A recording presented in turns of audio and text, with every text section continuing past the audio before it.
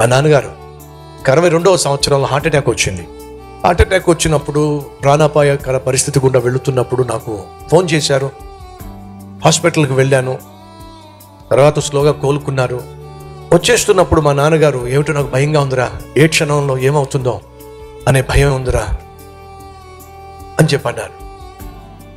ఆ రోజు నేను ఎందుకన్నానో తెలీదు, నాన్నగారు మీరేం భయపడకండి, 15 సంవత్సరాలు ఖచ్చితంగా మీరు బతికేస్తారు అని చెప్పి, ఏంట్రా 15 సంవత్సరాలు బ్రతుకుతారంటావా? ఖచ్చితంగా మీరు బ్రతుకుతారు నాన్నగారు, ధైర్యంగా ఉండండి అని చెప్పి నేను వచ్చేసానండి అని పొరపాటు చేశాను. ఆ రోజు నేను 30 సంవత్సరాలు బ్రతుకుతారని చెప్పి ఉన్నట్లయితే చాలా బాగుండేది.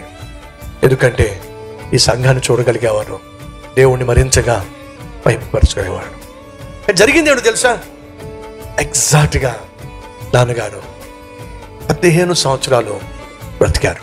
నా కుమారుడు చెప్పాడు, నా కుమారుడు సేవకుడు 15 సంవత్సరాలు బ్రతుకుతానని చెప్పాడు. 15 సంవత్సరాలు బ్రతుకుతాను ఆయన నమ్మేశాడండి.